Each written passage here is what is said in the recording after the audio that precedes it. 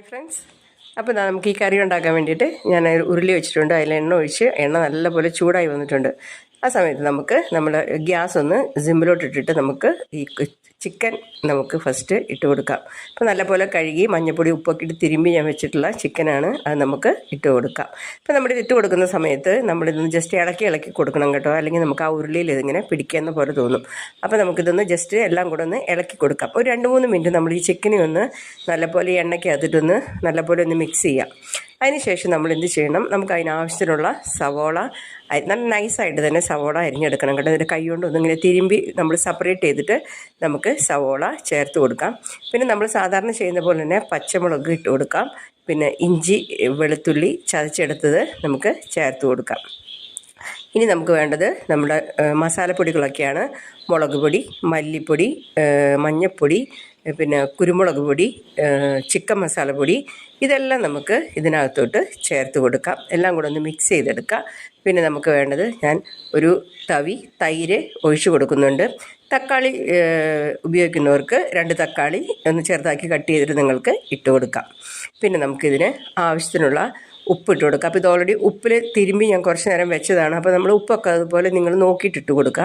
ഉപ്പും കൂടെ ഇട്ട് കൊടുത്തതിന് ശേഷം നമുക്ക് ഇത് നല്ല പോലെ ഒന്ന് കറിവേപ്പിലൊക്കെ ഇട്ട് ഇതിനെ നമുക്ക് നല്ല പോലെ ഒന്ന് മിക്സ് ചെയ്ത് എടുക്കാം.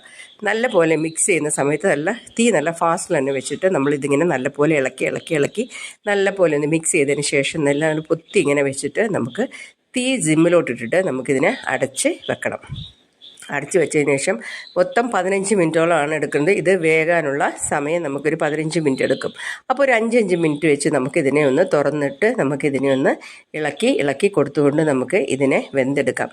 നല്ല ഒരു പരുവാകും. ഇതിപ്പോൾ നമ്മൾ ഈ ഒരു ടെക്സ്ചർ വന്നു കഴിഞ്ഞിട്ടുണ്ടെങ്കിൽ ഈ ഒരു സമയത്ത് ഇങ്ങനെ ഉപയോഗിക്കാൻ ഇഷ്ടമുള്ളവർക്ക് നമുക്ക് ഈ ഒരു രൂപത്തിൽ നമുക്ക് കറി ഉപയോഗിക്കാവുന്നതാണ്. നല്ലപോലെ റോസ്റ്റ് ചെയ്ത പോലെ നമുക്ക് എടുക്കാം.